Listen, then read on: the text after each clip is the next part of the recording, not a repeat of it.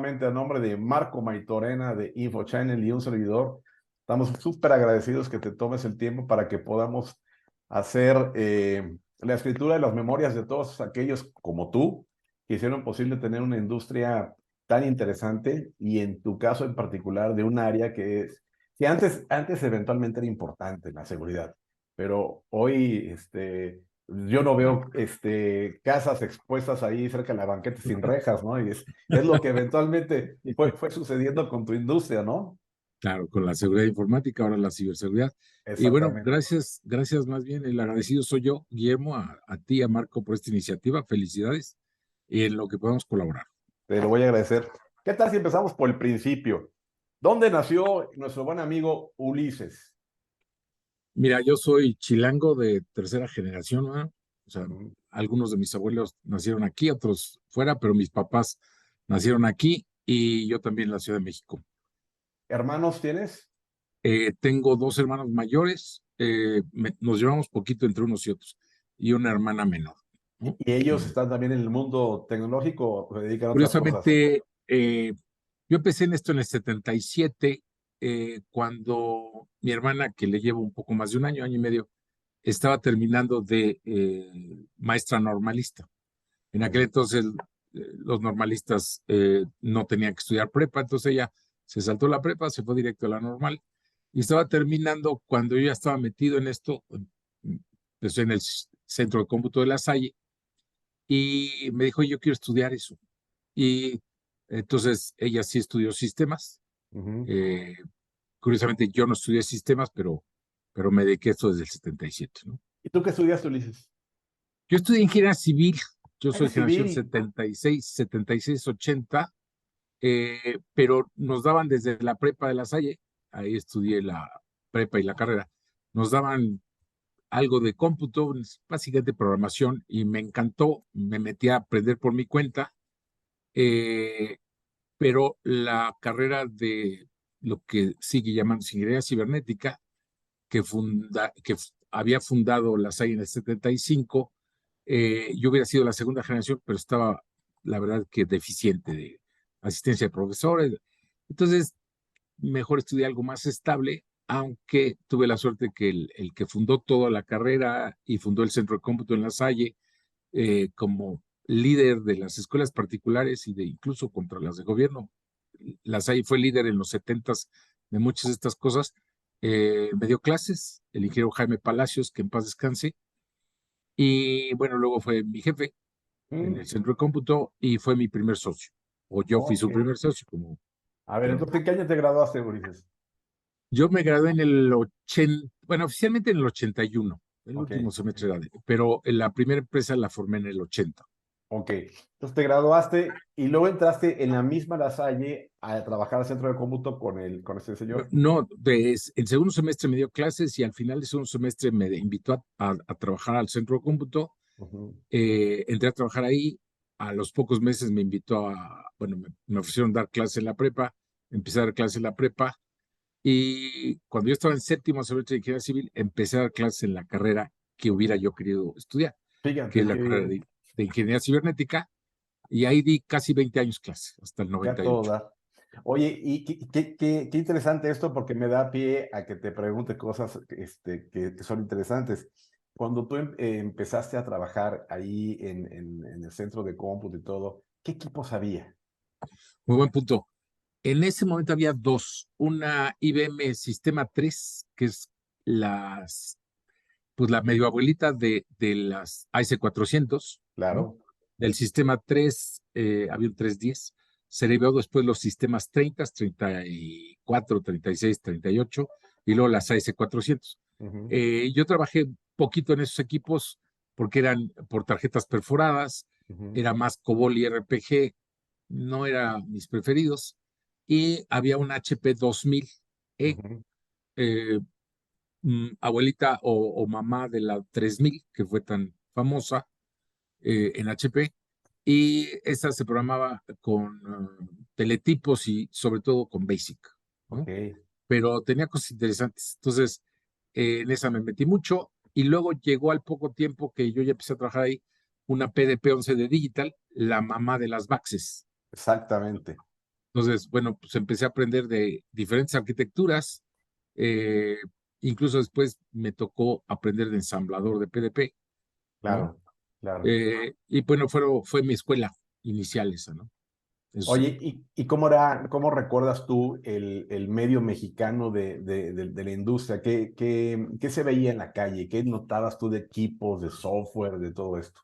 Mira, era chistoso. Los primeros años que estuve en la Salle, poco circulé fuera. Ok, Cuando trabajé en la Salle, del 77 al 79.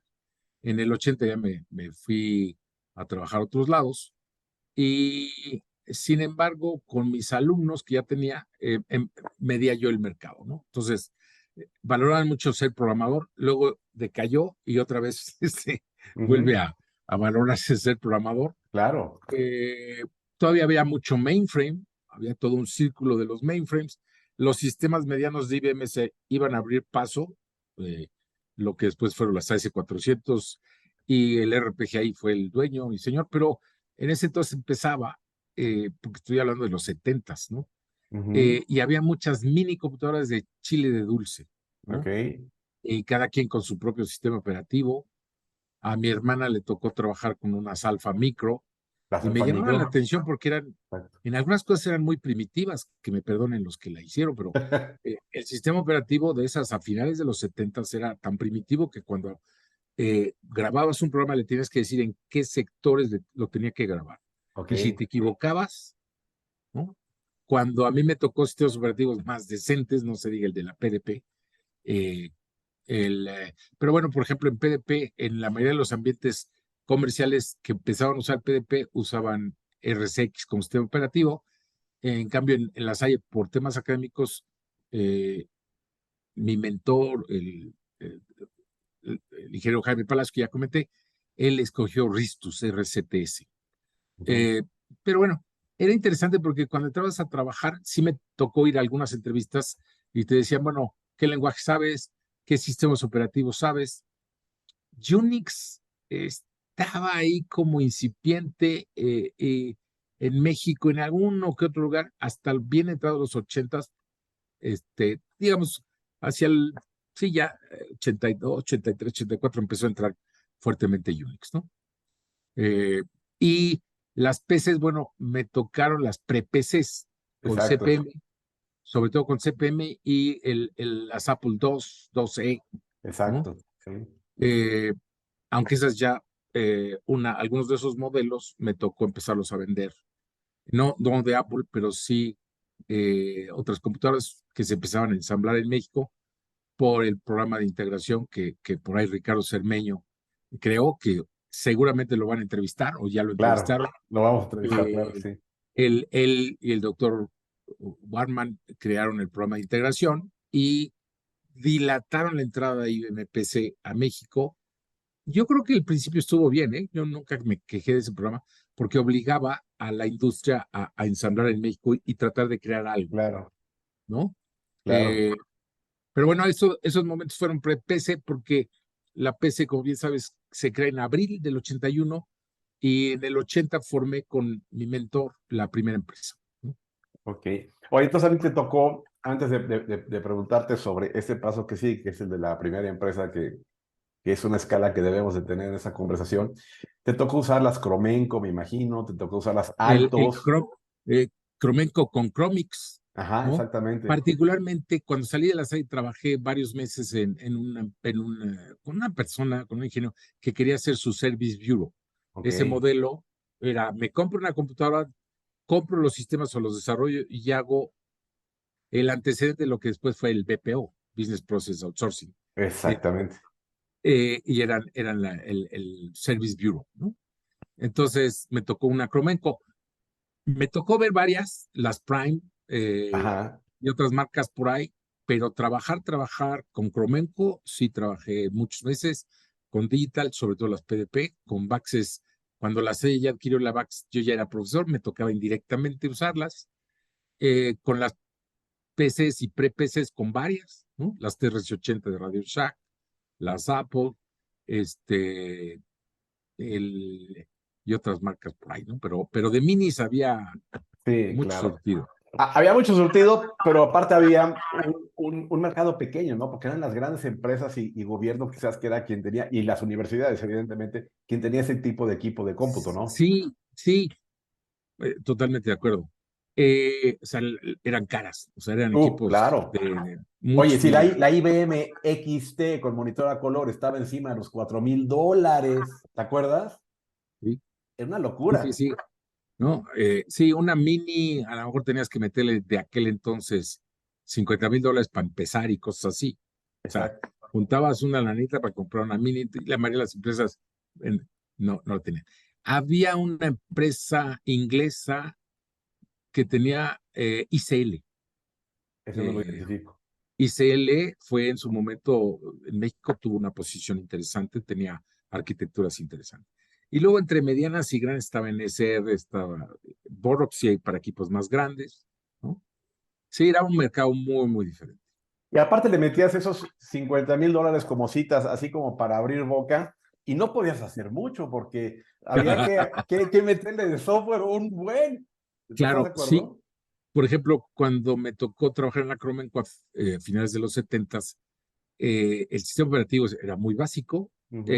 Tenías básicamente el lenguaje BASIC, si querías otros tenías que comprarlos y no tenía ni siquiera archivos indexados, Fíjate nada más. ¿no? Fíjate nada más. Entonces, los manejadores de base de datos empezaban, pero había que pagarlos por separado Claro. y era un dineral. Entonces, yo me acuerdo trabajar los primeros meses en cómo íbamos a organizar los archivos y las rutinas de búsqueda y de indexamiento. O sea, todo eso lo tienes que hacer a mano.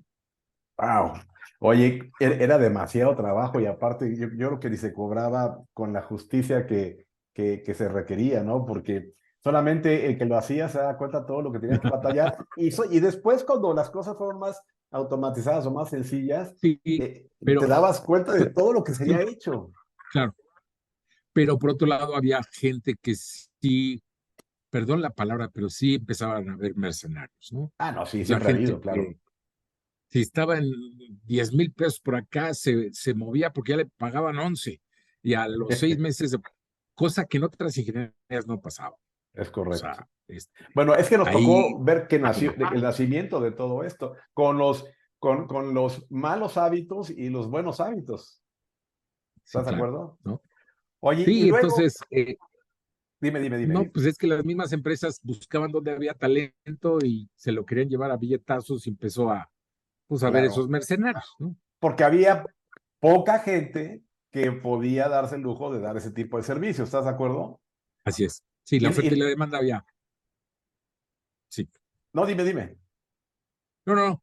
O sea, había poca gente que sabía programar, ¿no? Exacto, Y la necesidad de las empresas, oye, ¿a quién conseguimos para que hagan los sistemas? claro, ¿No?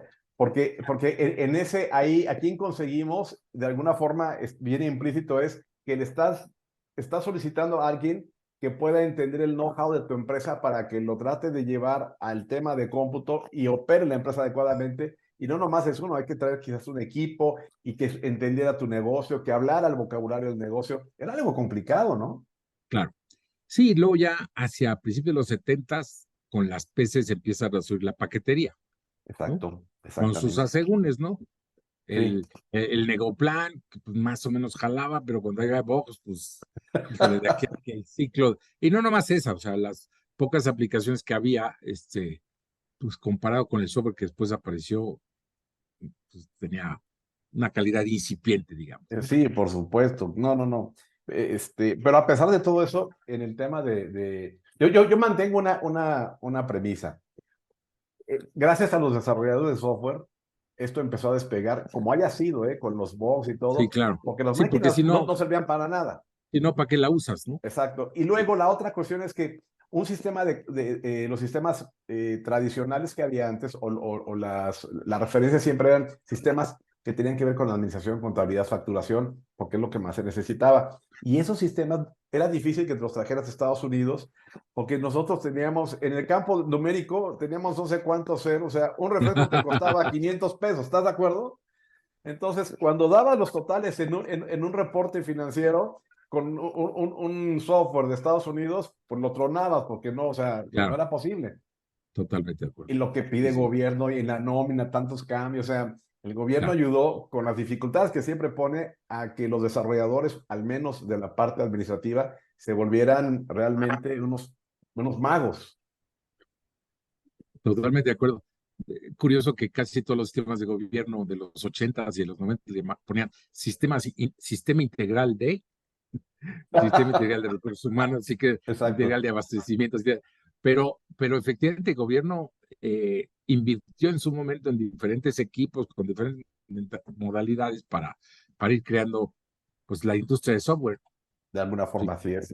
Oye, y luego con Jaime Palacios, él se convierte, o sea, bueno, tú te conviertes en el primer socio de él. ¿Qué empresa emprendieron? Mira, se llamaba Comper, computación personalizada. Te Mm, cuento muy rápidamente, el antecedente es que trabajando yo en el centro de cómputo, en finales de los 70s, surgen las calculadoras programables. Yo me compro una Texas con mis ahorros. Habían surgido la TI 58 y TI 59. ujú, Tecnológicamente en muchas cosas arribita de HP, pero eran unos saltitos de rama. En ujú, calidad no era lo mismo. HP era HP. ujú, Pero ujú. en cuanto a tecnología, le habían ganado varias cosas al HP, que en ese entonces era el HP 67 y la 97. Eran unos El aviones de tema es que, calculadoras, ¿no? Eran unos avionazos. Hasta sí, graficaban, me eh, acuerdo. bueno, eso fue un poquito después. Bueno, la TI 5879 en su impresora, sí Ujú, ya lograba graficar, exacto. etcétera. Igual la HP 97, que era la calculadora con la impresora, también hacían eso. Empezaban ciertas gráficas, sí. Pero el lenguaje era similar al ensamblado, muy Ujú, similar. Cuando sabías ensamblador, en unas cuantas horas aprendías a programar en la calculadora. Y entonces mis alumnos me empezaron a pedir que les diera unos cursos. Le comenté a Jaime Palas, me dijo, oye, qué buena idea, porque él era experto en HP y yo ya me había vuelto cuasi experto en Texas, ¿no? Me dijo, oye, qué buena idea, pero organízalo como curso externo, ¿no? Le dije, oye, oiga, ¿qué? Porque todavía le hablaba de usted en ese entonces, era mi jefe.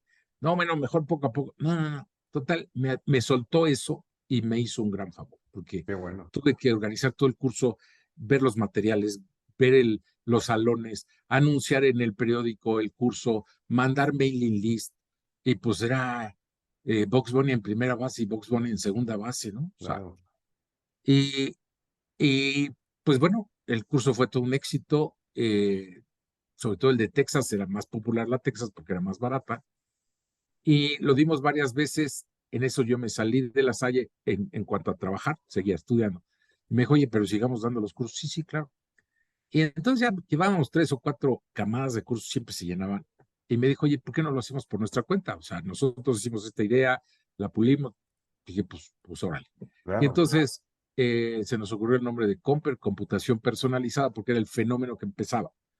Esto estábamos planeando en el 79, la arrancamos a principios del 80, ¿no? Cuando la arrancamos empezamos con cursos y luego nos acercamos a HP y a Texas para ser resellers de las calculadoras porque eso nos daban cosas. Pero casi al mismo tiempo empezamos a dar cursos de Basic, ¿ok? Ok. Entonces, Texas sacó una home computer y nos las ofreció. Una home computer que era el procesador que traía la Texas, era el mismo procesador de la home computer que usaban en las máquinas medianas, porque a Ok, Texas le salía muy barato el procesador. claro. Eh, pero la home computer, pues para ciertas cosas era muy poderosa, pero al final era home computer. Pero nosotros desarrollamos ciertos sistemas ahí, desarrollé una contabilidad. Los gringos no podían creer que no teníamos que comprimir datos. Hicimos mil cosas para que pudiera. Pero en ese entonces surge la IBM PC, pero llega tarde, entonces lo que empieza a ver en México son clones. Claro. Según yo, la IBM PC entró a México hasta el 84. Según yo ¿No? también. Según yo también. Entonces, los años 81, sobre todo 82, 83, fue una época de PCs compatibles Ujú, y un poquito de CPM que iba ya de salida, ¿no? así Entonces, es. empezamos a tener relación con un fabricante de Irapuato que se llamaba Computadoras Micron, ¿no? Que Micron, creo claro. que Micron. debe ser mencionado por ahí. Y ellos empezaron bueno, antes que ellos trajeran algo de redes, yo me traje a Estados Unidos LandLink y Multilink. ¿no? Ujú. Que eran unos cuasimodos, pero lograban jalar. Multilink le conectabas a los puertos de la computadora, a los puertos seriales, Al incluso RS-232. a los RS-232, le conectamos terminales tontas. Ok. Y hacía un time sharing ahí como pudiera, ¿no? Es un tiempo compartido y lograbas correr WordPerfect y lograbas correr, no, no me acuerdo si Lotus podía correr, pero tenías que irle pachando y ajustando cosas, ¿no? Ujú. Y sacaron también, perdón, LandLink, que hacías una cadenita, pero con puertos de impresora también. Y ahí sí eran diferentes computadoras que compartían cosas muy también a nivel primitivo. Pero había que Como trabajar, el principio de una red, casi, casi. por eso la LandLink, no tenías que Exactamente. comprar tarjetas, nada. Era, empezamos a venderlo, pero requería mucho soporte, pero bueno, teníamos clientes que estaban ahí jalando con todas las limitaciones. Sí les avisaban las limitaciones. En eso probé otro software, no me acuerdo ni cuál, y en eso, en Micron me dice, oye, estoy trayendo esta cosa que se llama Novell Network, la versión 2.0, por ahí así, o la última. Y, y entonces la probamos y dije, wow, qué maravilla, ¿no? De aquí soy. Y en eso hubo un evento, ya estoy hablando como del 85, un evento en Dallas de Novell, pues ahí fuimos los pocos mexicanos que estábamos en eso, y compré yo todos los libros que pude de los poquitos que había sobre redes locales, y entonces empezamos a dar seminarios de redes locales, y tuve la suerte que en los seminarios 85, 87, gente de Banamex, de Bancomer, de Banco de México, de Banpaís, de Pemex, de INEGI, todos se volvieron mis clientes. Wow. Entonces, antes que traer Red 1 a México, ¿no? Exactamente. Red 1 entra por ahí del 91. Pero entonces, toda esa segunda mitad de los 80s empezamos a dedicarnos a redes y yo hice una declaración interna. Ya, bueno, mi ex socio, Jaime Palacio, ya se había ido desde el 82, él se había ido a los ambientes académicos lasallistas, donde hizo muchas cosas en los 80s, 90s, etcétera, en León, ¿no? Ok. Le ofreció un ex rector de La Salle, le ofreció una serie de cosas y ahí hizo pues, lo que sabía hacer, ¿no? Ujú. Arrancar maestrías, licenciaturas, hizo muchas cosas por La Salle de León, ¿no? Lo que se llamaba Universidad del Bajío y luego que se llama La Salle de Exacto. León. Ya Exacto. cambió. Pero bueno, entonces yo me quedé un rato solo y dije, pues vamos a dedicarnos a redes, ya no me puedo dedicar a vender PCs, ¿no? Y entonces con Pemex, lo que termina haciendo para Pemex y otras cuentas es hacer una alianza con HP y vendimos todas las redes locales de Pemex porque había que hacer unas pruebas. En aquel entonces los concursos de gobierno eran por prueba. Si no pasabas la prueba, no te compraban. Exacto. Los que pasábamos la prueba era el más barato. Exacto. Pero la red de Pemex en los 80s ya usaba TCP/IP, pero Oh, también wow. usaba, pero también usaba X25. Entonces, de repente el TCP/IP viajaba encapsulado en X25. Ok. ¿Ok?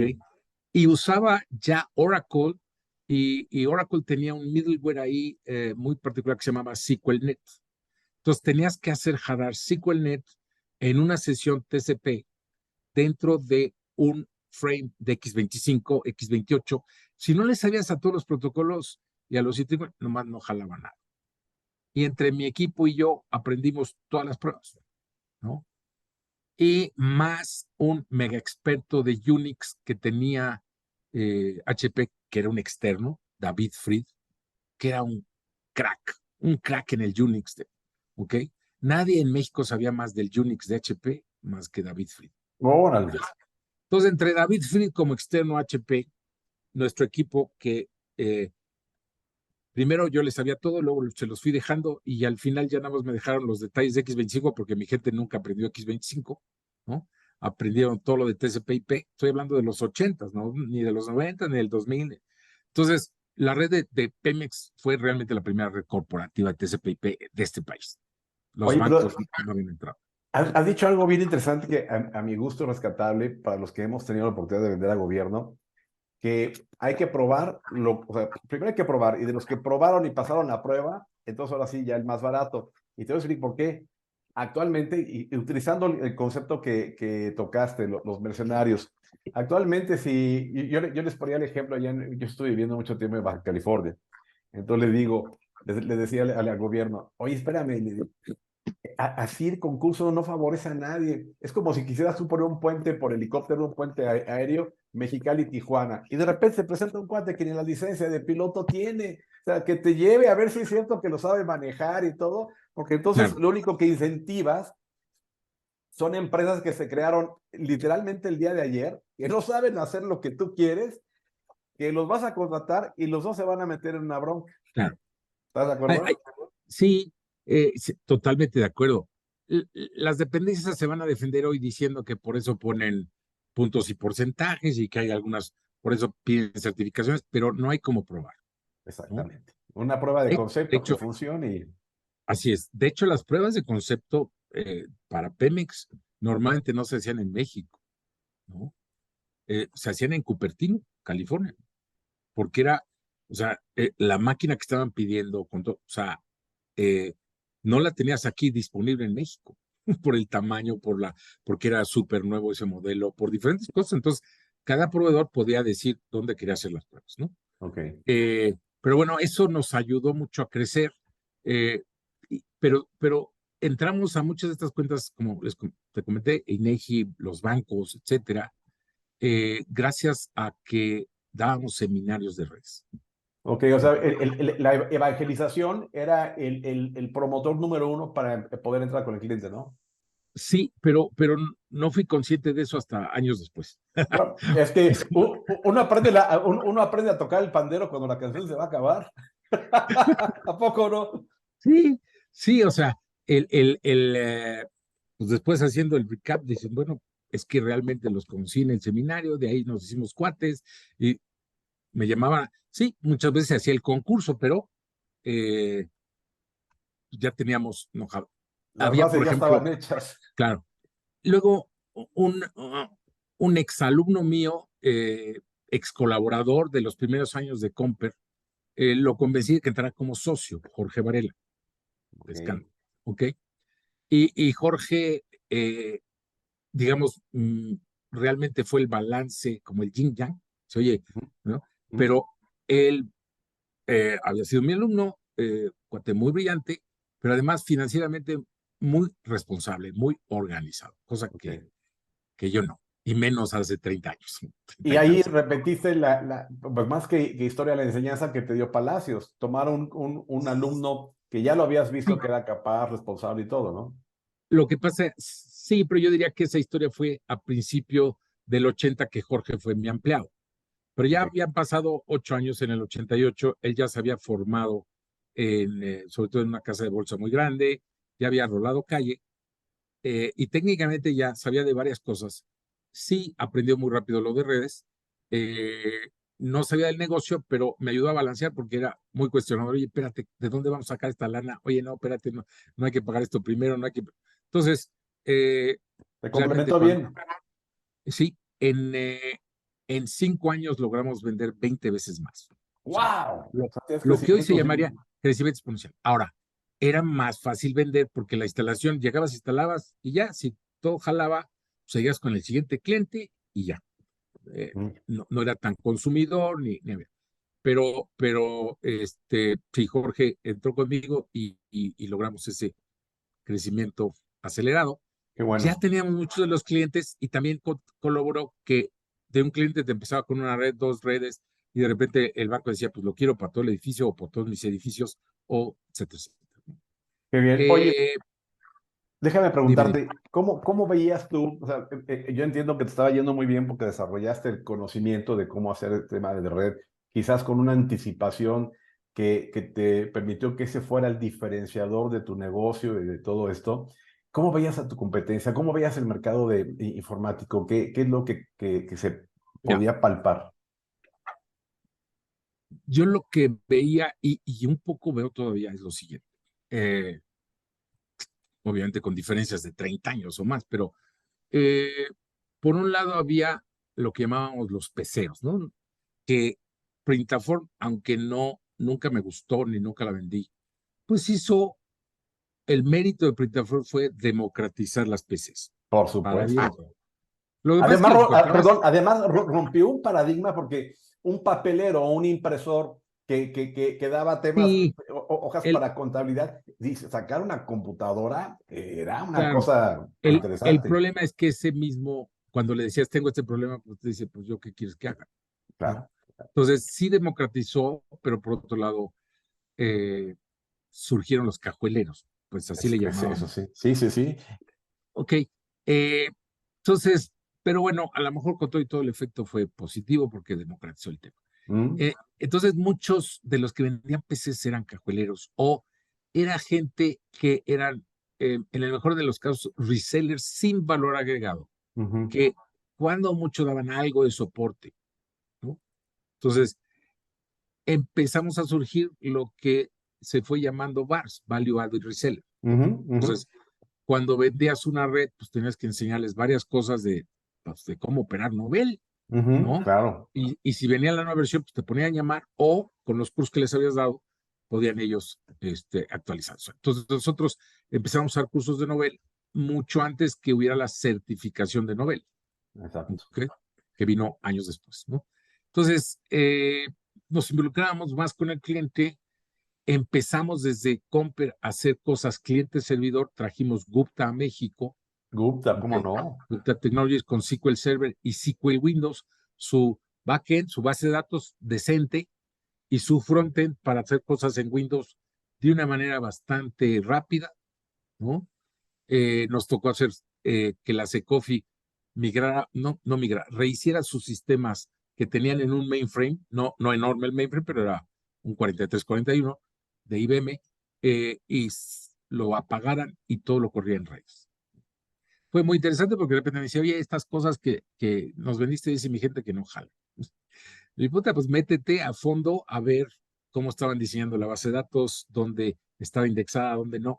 Y entonces el haber o el estar en paralelo dando clases de ese tipo de cosas, pues nos ayudaba, ¿no? Tanto a Jorge, ya en ese entonces Jorge estaba conmigo, Jorge Varela y yo, Ujú. pues nos clavábamos a hacer cosas. Entonces, no solamente fueron las redes, fue cliente-servidor, en ese entonces fue Gupta, el que para ciertas cosas nos dio el diferenciado.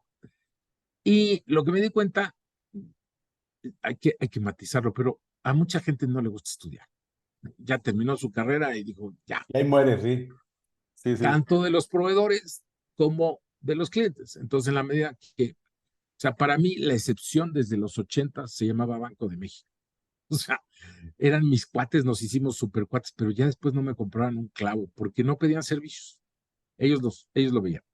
Ah, ¿en serio? O sea, tenían la capacidad de entender, de O estudiar, sea, nos pidieron muchos cursos las primeras veces, nos los pagaron, aprendieron, se metieron a fondo y entonces pedían el producto y el más barato. Yo les decía, ay, no inventes, quedé en segundo lugar. Lástima. Ujú. Oye, pero es que tengo que, pues otro estuvo más barato que tú, ¿no?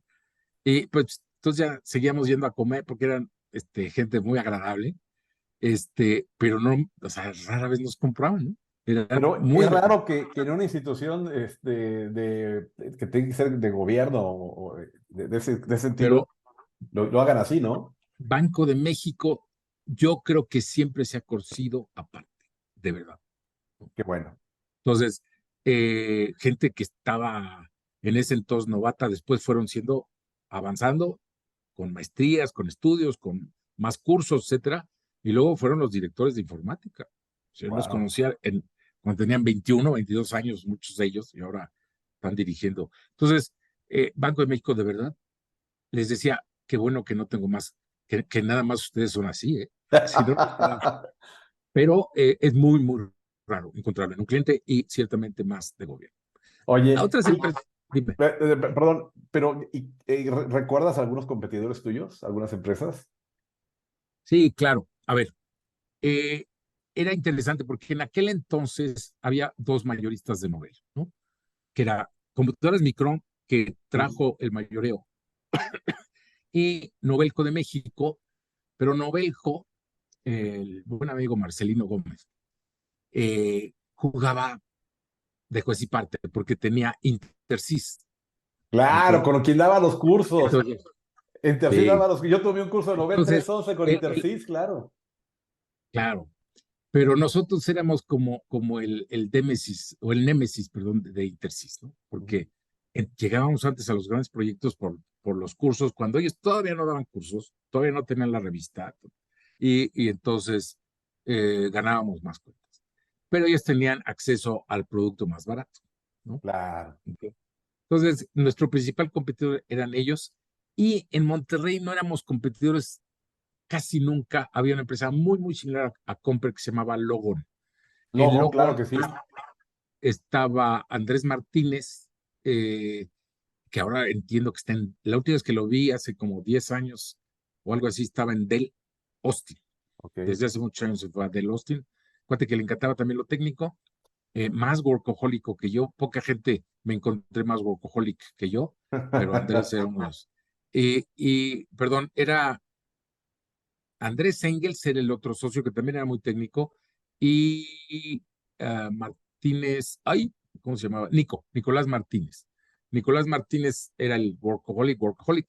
Andrés también era bastante workaholic. Después, no sé qué hizo Andrés, pero ahora es socio de unos colegios que están creciendo mucho en Monterrey, que son el euroamericano, Ok. que están haciendo una cadena de colegios, y el modelo parece que, Que funcionó. este, Pero sí, ahí pero cuando me bueno. estás hablando de las redes y todo eso, ya avanzamos en el tiempo, ya habían llegado Televideo, Denki Corona, todas esas computadoras ya que Sí, estaban aquí. es interesante porque, por ejemplo, las Corona que se trajo el señor Nogami, que era cuando empezó Comper, empezamos con calculadoras programables, había Denki Electrónica, o algo así se llamaba, antes de las Denki Corona, Ujú. y éramos siempre estábamos ahí peleando, ¿no? Nada más que el señor Nogami, me acuerdo bien, Humberto Nogami, era bastante mayor que yo era un chavo de 21, 22, 23 años, y él ya era pues casi de 40, y ese colmillo pues le servía de Oh, algo. claro, por supuesto. Sí, Y claro. entonces, pero bueno, y luego se trajo las Denki Corona, él fue el que, por eso le puso Denki Corona, pero en Estados Unidos eran los Corona, y tuvo pues una época en que creció muchísimo, y luego ya como que desaparecieron. Y otras marcas, ciertamente, las Micron nunca lograron despegar fuerte, No. lástima. Le echaron ganas en varias cosas, pero pues les falló ahí su estrategia comercial, yo creo. Pero sí, esa época, los 80 son las épocas de las PCs compatibles, sobre todo después del 81-82, más al 82. Las Compaq empiezan a destacar, ¿no? Sí, Yo creo que claro. Compaq se fue comiendo el mercado. Sí, Y, empezó a y crecer luego mucho. Y luego las HP, si te acuerdas, las Vectra entran un poco Vectra, tarde al mercado, pero entran por ahí del 86, más o menos entra en el 87. 86, y ya había, y un poquito antes, quizás un año antes, o por esas fechas, bueno, no recuerdo si fue primero las HP 150, ¿te acuerdas? Que Ah, eran sí, muy eran bonitas, previas, era eran todavía previas, tecnología súper propietaria. exacto, y Sí, entonces, aunque no era un monitor touch, pero tenían ahí como los sí, sensores para que te hicieran la matriz y el cursor se acercara a donde ponías el dedo. Muy claro. buenas computadoras, ¿no? Bueno, HP siempre tuvo muy buena calidad. Muy buena El, el calidad. tema, el tema es que eran equipos cerrados. Entonces, todo lo Sí, que querías, se lo comprabas a HP, y era bastante caro. Pero tuvieron un nicho, o sí, sea, por supuesto. Eh, y aparte HP era como comprarse un BMW, ¿no? O sea, Sí, sí, se destacaban por calidad. Y lo dices muy bien en las calculadoras. Desde que veías la calculadora, la HP, se veía mucho más bonita, mucho mejor acabada, trabajada y sí, todo. claro, Las claro. Texas Instruments, ¿no? Y Pues eran sí, pero unas. así, Yo así recuerdo costaba, que ¿no? así costaban. Que la universidad, el que tenía una calculadora de esas, es como el que ahora tiene una super laptop, porque ese era el equivalente, ¿no? Y me acuerdo Sí, que siempre utilizaban notación polaca, es correcto, ¿verdad? sí, RPN, las calculadoras, Reverse Polish Notation, notación polaca inversa, y eso le costaba trabajo a veces a la gente, Sí, ya que le agarraban la onda, era como religión.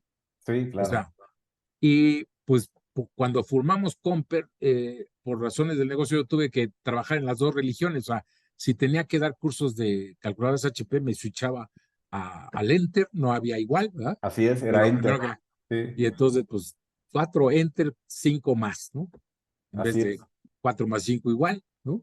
así es, Y exactamente. bueno, logré vivir en esos dos mundos. Y luego yo tuve una 41C, si te acuerdas. Sí, me acuerdo. Tuvo la C, la CB, la B, porque era 5 veces más memoria, y luego la CX, porque era 10 veces más memoria. Y luego Wow. ya prácticamente el mundo de las calculadoras programables, no nomás para nosotros, sino en general, como que ya bajaban las computadoras y ya como que no hubo ese nicho para las calculadoras programables y se siguieron las normales, pues, ¿no? Sí, sí, por supuesto. Además, las típicas que tenemos ahora, que incluso ya están desapareciendo, porque en un celular tienes todo lo que necesitas. Es más, hay una Sí, aplicación que es claro. la HP, esa que tú me dices, Sí, ahí la puedes tener. sí, para los que queremos recordar las épocas también La hay nostalgia. emuladores para HP y para Texas, ¿no? Y ahí le Exacto, programas y haces todo, ¿no? exacto. Sí, Entonces, ya estamos casi llegando a los 90 porque cuando es novela, Intersys y todo eso, ya estamos por lo menos adelante del 89. Yo lo recuerdo porque mi curso de Nobel sí, creo que fue en el 91 y yo, sí, pues no fui de los primeros, pero estuve, digamos, claro. que a la mitad entre ser de los últimos. El Nobel 311, ¿estás de acuerdo que fue una revolución en la industria? Sí, bueno, el problema con Netware, así rápidamente, con Novel Netware, es que aunque cuando, el 386 primero le llamaron 386 y luego ya le pusieron 31, 32, etc. El problema es que te permite, bueno, problema y beneficio, te permitía tener aplicaciones. Entonces, Ujú, la base de datos era un módulo, se ujú, llamaban Network Loadable Modules, ujú, NLM. ujú, Era así como tener apps, ¿no? Para un celular era el mismo concepto, claro. ¿no? Tener, tener cosas que extendían al sistema operativo y que trabajaban muy rápidamente. El problema es que Novell tenía que aprobar esas NLMs Que tenía por sello cómo que decía trabajaban. Nobel Tested and Approved, ¿te acuerdas? Así es. Sí. Y ese Oye, proceso era caro. era caro, por Luego, supuesto. luego, cuando sacaron durante mucho tiempo el 386, el que luego fue la versión 3, solamente había versión de 100 usuarios. No había versión para 20 usuarios, para 40 usuarios. Entonces, me acuerdo que una vez no Nobel, Pemex, estaba muy enojado porque no con nosotros, sino con Nobel, porque decía, oye, ya vas a salir mi concurso, pero quiero Network 386, pero lo quiero para 40 usuarios. Le dije, no, la versión chica es de 100 y la siguiente es de 250, si no me recuerdo. No, es que cómo. Oye, pero además quiero los APIs, porque yo había ido a un evento de desarrolladores del 2, todavía años antes, y nos habían pasado todos los APIs. Ya Ujú, existían los APIs, nada más que antes era para nerds. así es. Entonces, llegué y daba yo cursos de cómo hacer cosas con Network 286 usando los APIs, ¿no? Eh, Eran básicamente librerías de C, ¿no? Y les di curso a Pemex y a los clientes así más inquietos, ¿no? Y entonces me dice, oye, le dije, pero ahora el SDK, el Software Developers Kit, cuesta $25,000. ¿Cómo creen? Es que eso es. Entonces, en mi lectura, la soberbia de Nobel estaba al máximo. ¿Ok? Claro, porque tenían todo el mercado, tenían hasta que se Claro, desapareció un claro. Dice, fantasma por ahí. ahora sí que si quieres, ¿no? Claro. Y entonces, entre que los NLMs, a pesar del test de Amprove, llegaban a atorarse. Entonces había que hacer pero ¿cómo le haces debug a eso? ¿Cómo le haces troubleshooting? Sí, sí Puta, estaba pues dices, oye, complicado. se está atorando el NM, no hay nada que yo pueda hacer. Lo escalabas a Nobel y te ponían en cola. Sí, sí, No, sí. no había. Oye, ¿quién fue Entonces, el Uber de Nobel? ¿Quién fue? en general, el LAN manager, Ok. ¿no? O sea, eh, Microsoft ya tenía cosas, pero no jalaban bien, Era el ¿no? Windows for Workgroups el que empezó con Microsoft, ¿no? Sí, pero antes Microsoft tenía un engendrito, perdón, pero se llamaba MSNet, Ok, Microsoft Networks. ok. Pero, pucha, era súper limitado, súper lento. eh, Trabajaba con un BIOS que se llamaba NetBIOS, que hasta la fecha hay box que ahorita tiene bueno, Windows, que tienen su origen hace 30 años. Cuando tú haces shares, eso se usaba hace 30 y tantos años, Es y tú correcto. veías eso primitivo. Novell lo hacía mucho más eficientemente. Pero bueno, el tema es que el MSNet nunca, o sea, era súper lento, baratón, pero luego LAN Manager tuvo sus arranques, pero la gente empezó a hartarse de Nobel y Microsoft empezó a aprovechar eso. Ujú. Y, y el Land Manager que primero no lo comprabas a Microsoft, lo comprabas a algún partner de Microsoft. Entonces, 3Com le Ujú. costó millones de dólares haberse aliado con Microsoft y haberle hecho el feo a Nobel, ¿no? O sea, hay unas historias, unos chismes muy Ok. interesantes Sí, me imagino. entre el que creó Ethernet, que fue el creador de 3Com, Bob Metcalf, que pues los egos entre Bob Metcalf y Ray Nurda, el de Nobel, Ajá. no se llevaban, entonces trató de pegarle a través de aliarse con Microsoft para crear uno de los primeros LAN Manager que se llamaba Triplos Open LAN Manager de 3Com. Y entonces Nobel dijo, ya no voy a vender tarjetas 3Com, y le dijo a dos de sus proveedores de tarjetas Ethernet, véndanlas a mis canales, pero véndanlas baratas. Y entonces la gente dejó de comprar tarjetas 3Com porque eran 3 o 4 veces más caras que las Sí, Signal o los Anthem. Entonces, bueno, pero atrás de eso son los egos. sí, De, sí, de, sí. de, entre Bill Gates, que quería ganarle a Nobel y no había podido, Nobel, que se sentía el grandote, algunos años, y 3Com, que salió perdiendo millones de dólares, pero millones. Entonces, pero Land Manager terminó ganando la batalla, y de ahí, pues todo lo de Microsoft, y Nobel pues, ya nunca recuperó, ya Sí, nunca. ya se dejó de escuchar. Recuerdo dos cosas con todo lo que estás diciendo, que las máquinas, los equipos, bueno, no terminales, los equipos que se conectaban al servidor de Novell, los podías tener sin disco duro, porque comprabas una tarjeta NE 2000, algo así, y hacían el boot, ¿te acuerdas? Y Ajá. automático, que era bastante, Y bastante no había, eficiente. tenía high availability, o sea, tenía Exacto. cosas muy Muy avanzadas para. interesante, sí. Y luego me acuerdo que cuando tenías tomabas el curso con Intersys, quien venía en el diploma impreso era la firma de Ray Nurda. Y entonces así como ve, Rey Nuda me lo manda. Sí, de Claro, acuerdo. Oye, pero bueno, yo creo que eso les funcionó hasta que el mercado se hartó y vio otra opción y dijo, de aquí soy. de alguna forma hay que reconocerlos como los grandes impulsores de que hubiera una red, y la soberbia es que fue el costo y el paso para que llegaran nuevos actores y tener lo que tenemos el día de hoy, ¿no? Así es. Oye, Y uno de mm, esos nuevos actores fue Reduno. Lo que sucede para nosotros fue, la verdad, buena suerte. O sea, se nos estaba escapando el tema de las WANs. Estábamos tan enamorados de las LANs. ujú, Había surgido Wellfleet y Cisco.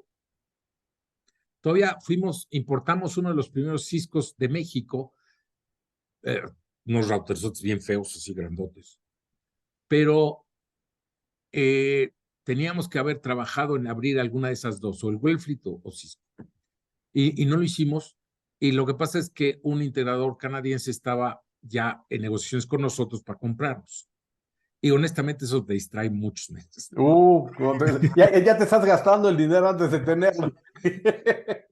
pero no sabíamos qué era evaluar una empresa, qué era un due diligence, no teníamos ni idea.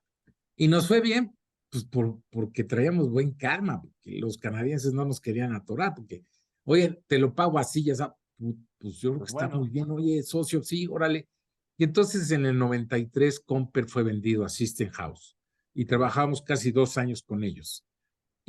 Pero ya habíamos abierto Aster, que era de capacitación, Ujú. e Inster, que era de puro cableado en ese entonces. Sí, No recuerdo nos esas quisieron marcas. comprar Aster e Inster, dijeron, bueno, ustedes sigan operando las esas, nada más que no haya conflicto de intereses, pero System House a nivel mundial traía un relajo. En Canadá era una joyita, la verdad, y entonces a los 2 años ellos solo nos propusieron deshacer el trato, no hacernos el último pago, pero regresarnos la empresa. Entonces Fue una maravilla. nos regresaron la empresa, pero les dijimos, si no está auditada y así como yo te la entregué, no me la puedo regresar. Entonces nos regresaron a la gente y con esa gente armamos Grupo Scanda, sumándole Aster, Inster, y Ujú. creamos otras empresas y hasta la fecha Grupo Scanda está funcionando. Entonces, Grupo Scanda realmente a Jorge no le gusta mucho hablar del origen, pero el origen es compra. Ok, O sea, mucha gente que después se reintegró, pues ya Comper estaba en el otro lado, entonces lo reintegramos como Grupo Escándalo. Y de ahí perfecto. empezó a crecer. Pero estábamos apenas terminando de negociar con los canadienses cuando vino el error de diciembre. Entonces, nosotros no teníamos prácticamente deuda. Inster era cableado, Ujú. ¿no? Aster era capacitación. Entonces, no vivimos el error de diciembre en carne propia. ¿Cómo nos hubiera ido? Yo creo que mal. Yo creo Claro, que por mal. supuesto. Muchas empresas ahí quedaron. ¿No? Un gran amigo que después fue mi socio, Toño Fager, ¿no? Que ya tenía Informática Timón, ¿no? Ah, Y, como, lo- y lo- informática y lo- Timón, por supuesto. y luego Grupo Qualita, eh, le costó varios años poderse recuperar del error de diciembre. Sí, claro que sí. Claro que Tuvo sí. que hacer un plan con HP, él era un gran aliado de HP, creo que HP se vio muy bien en un ganar-ganar y finalmente pudo, después de varios años, poder borrar ese, ¿no? Y seguir adelante. Pero nosotros nos fue bien por eso. Entonces, Grupo Escanda empezaba y me tocó armar una nueva empresa de Network Management y de System Management, que empezábamos con HP OpenView, con Remedy y con Tivoli antes de que fuera de Ujú, IBM, ujú. pero ya no me entendí bien con Jorge, después de estar trabajando 3 años, negociamos mis acciones y yo me salí para formar Cito Ok, sí, ¿tú en qué año lo formaste? en el 98. En 98. ¿Cómo percibías tú que Citum era una gran oportunidad dentro de un mercado tan incipiente? ¿Cómo es que veías tú que la seguridad era una ola de la cual no nos vamos a poder bajar? Yo creo que el resto de Claro, nuestras vidas. mira, la verdad es que había una parte de intuición y una parte objetiva, pero no sé si la intuición era 70-80% y Ok. la parte objetiva era ciertamente 20%. En la parte objetiva, habíamos ya trabajado en Scanda con ciertos proyectos y ciertos productos de control de acceso para Unix, ¿no? Ok. Y veía que era un Unix normalmente, no nomás por vulnerabilidades del sistema operativo, sino por forma de administrar, era como muy débil. Ujú. Y además veníamos acostumbrados a una seguridad que era muy buena, en general, la interconstruida en Novell Network.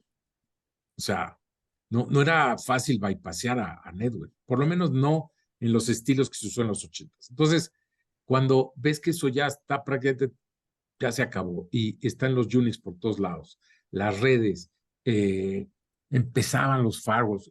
Eh, Dirigí una tesis sobre seguridad en 96, 97, empezábamos a ver productos de control de acceso. Me pidieron pocos años antes la Fundación Rosenblut con Enrique Calderón, que yo creo que también debe ser mencionadísimo porque Enrique hizo muchas cosas por la industria. Me habló un día y me dijo, oye, me están pidiendo un curso de seguridad en redes, man, ¿no? Mm. Y entonces armé varias cosas ahí y entonces dije, bueno, pues falta, ¿no? Esto está faltando. Y en Estados Unidos ya era una industria con cierto valía, ya había auditores informáticos, ya había. Y entonces, una discusión con los que después fueron mis socios, particularmente con Cristina, con otras personas, dijimos, oye, pues aquí hay una oportunidad, vamos a explorarla. Eh, la idea era salirnos de Scanda y hacer algo distinto, ¿no? Para no competir, ¿no? De hecho, Scanda arma su empresa de seguridad varios años antes, perdón, varios años después de que nosotros nos salimos. Sí, Y era porque un poquito la... fuiste pionero de la seguridad informática en México. Bueno, yo no me, honestamente, en las redes sí me llamaría pionero, en la seguridad no, había empresas, más alguien con el que llevo una relación, digamos, de conocidos. Julio César Ovalle ya tenía INSIS, ¿ok? Insys, cómo no. Y Julio César ya estaba haciendo cosas de seguridad. Y Pero alguno que otro. no fuiste el pionero, pero sí fuiste de los pioneros. Fueron de los primeros que arrancaron a todo Sí, bueno, esto. sí había. O sea, sí tuvimos que llegar a un mercado cuasi virgen, sí.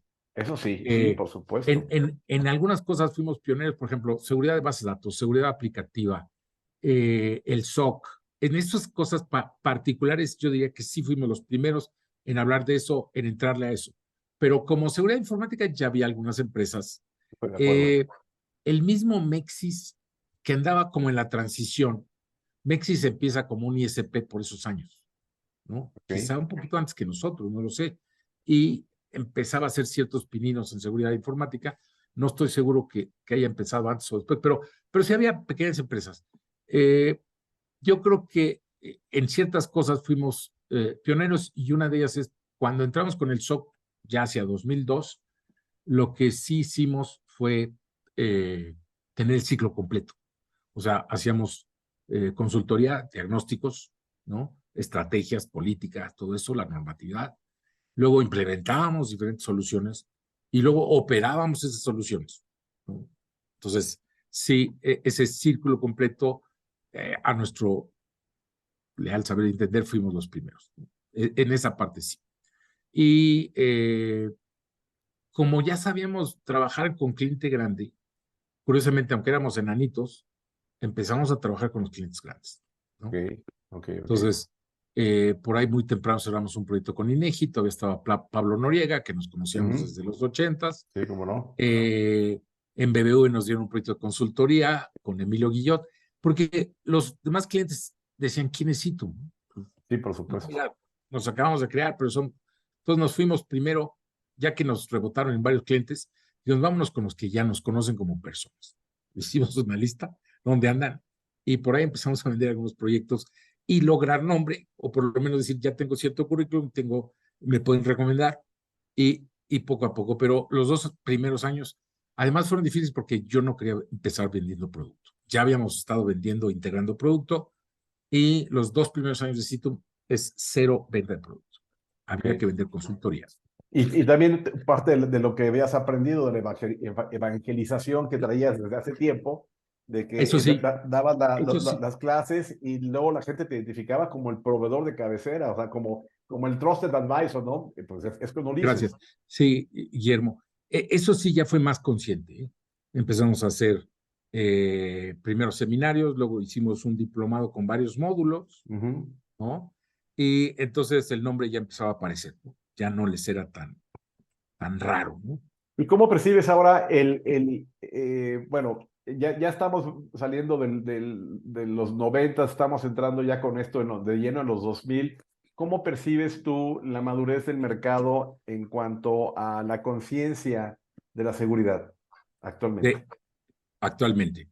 A ver, eh, yo creo que los eventos que suceden, ¿no? Incluyendo los Guacamaya Leaks, pero en su momento el SPEI, ¿no? El Ujú, evento que pasó con claro. México, eh, y no se diga ransomware por arriba, por abajo, por todos lados.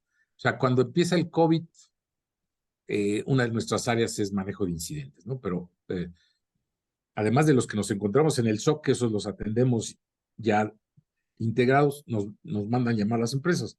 Antes del COVID habíamos atendido el año anterior alrededor de 20. Cuando surge el COVID, de un año a otro fueron 60, Wow. luego 90, y ahorita estamos atendiendo incidentes especiales, más de 100, que ya te llaman y están dispuestos a pagar la consultoría y pagar todo eso, ¿no? Sí, Eh, déjame hacer ahí una anotación. Bueno, dos cosas. Aunque el COVID tiene la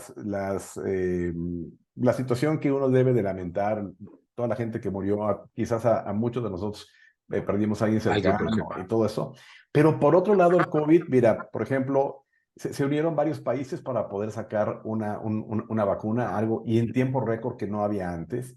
Claro, De ahí salió hasta un premio Nobel, que es Jennifer Doudna, que logró hacer lo de, lo aparte del de CRISP, lo de CRISP y todo eso. Y por otro lado, hiperdigitalizó porque, bueno, los que ya estábamos en este mundo, pues no nos costaba tanto trabajo hacer las reuniones como la que tenemos ahorita y todo, pero hasta las abuelitas empezaron a mandar WhatsApp como nunca lo hacían. O sea, eso de alguna forma a los que estamos en esa claro, industria ayudó a que hubiera un empujón que yo pensé que esto que estaríamos viviendo llegaría como en el 2050. Pasó en un año. Y en serio, o sea, por ejemplo, yo sí, cuando viví claro, en Tijuana, allá en los 90, cuando estaba haciendo la distribución de los Centineles, yo iba a trabajar de bermudas y con guaraches porque pues nadie me veía, tal cual así era. Nomás cuando venía a México me ponía el traje que luego el pantalón ya ni me cerraba. Pero bueno, así funcionaba. Y yo le platicaba a mi gente que a lo mejor algún día iba a tener camisa, corbata y saco y las bermudas, porque a lo mejor íbamos a vernos. Bueno, finalmente nos turbodigitalizó la vida, ¿estás de acuerdo? Claro. Y con Sí, en ello todos una los serie sentidos. O sea, de servicios. nos permitió validar, por un lado, que el trabajo remoto sí se podía, ¿no? Claro, Prueba de ello es esta sesión. Y para muchas cosas, y por otro lado, la transformación digital de los negocios la aceleró como nada. o Sí. nada. Pero en esa transformación, la mayoría de los proyectos no tenían incorporado una seguridad adecuada, ni la mayoría de los usuarios remotos tenían seguridad adecuada. Entonces, los incidentes a nivel mundial se duplicaron, se triplicaron. O sea, Sí, porque mostró todos los huecos que había, ¿estás de acuerdo? Que antes no se daba uno cuenta porque no había ese uso tan intensivo de toda esa tecnología. sí, pero levantas un e-commerce, tú no tenías e-commerce, ahora levantas e-commerce y te atacan por arriba, por abajo. Ay, puta, pongo un firewall, sí, sí, pero aquí es de la aplicación, mano, de tu Ajá, suite de e-commerce que tienes que estarla parchando y además hacer esto y hacer, caray, ¿no? Entonces, eh, sí, y el uso más intensivo en todos los sentidos extiende la superficie de ataque por mucho y entonces te caen. Eso ha hecho que se eleve la conciencia, pero todavía hay un gap importante entre la conciencia y los atacantes y nivel de atacantes.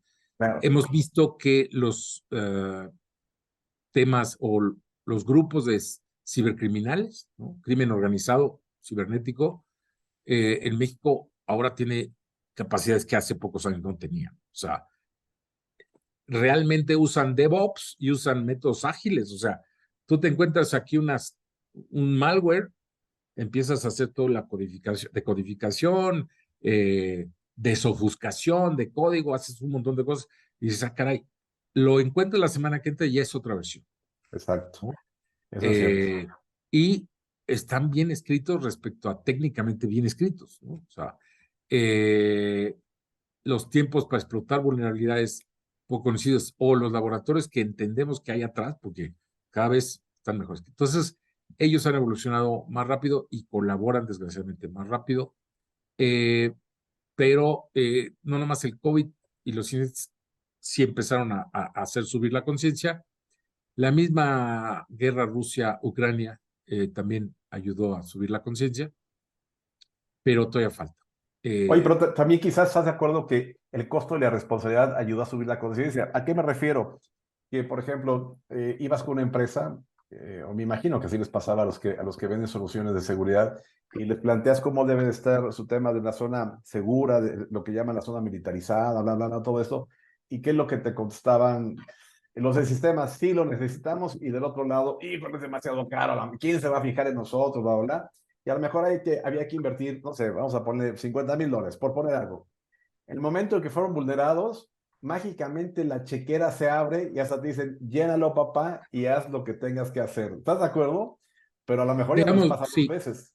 o sea, cuando hay un incidente, por desgracia, sí, los directivos tienden, por un lado, a echar culpas, pero por otro lado, a decir, híjole, pues no le invertimos, entonces vamos a invertir, Así ¿no? es.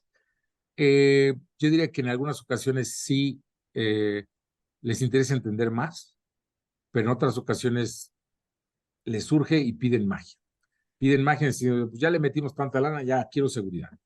Cuando, pues no es un momento mágico o un punto mágico, sino es una cuestión de ir gestionando mejor los riesgos, donde hay riesgos, donde quiero mejores controles tecnológicos, humanos y de procedimientos, ¿no? Pero sin embargo, el discurso es mucho más maduro ahora que hace Ujú. 5 o 8 años. Sí, Sí, por supuesto. Sobre todo porque los directores o los dueños de los dineros o los que deciden sobre los dineros, cada vez están, como bien dices, están mejor informados. Ya le pasó al de al lado, ya le pasó al de arriba, ya le pasó a este lado. Y la verdad es que no queremos que nos pase porque claro, va a hablar mal de nosotros. Entonces hay que claro. informarnos adecuadamente de todo eso. Y es un tema que está en el día a día. Simplemente lo podemos ver con lo que es Pegasus. Pegasus es una conversación que es de dominio público. Desde que sabe al que no sabe, entiende que se pueden meter a tu teléfono y sacarte ahí todo lo que tienes. Y de la misma forma se pueden meter a tu computadora y a tu servidor y a tu negocio y al banco. Y dices, ahora, ¿qué está pasando, no? Hay que tener una conversación con alguien que nos pueda mitigar, porque sabemos que esto no se acaba, pero sí se puede mitigar mucho por un buen tiempo para que esté el negocio o lo que nosotros usamos de mejor forma, ¿no? Oye, Totalmente de Ulises, acuerdo. ¿y qué sigue en la vida de Ulises? Buena pregunta.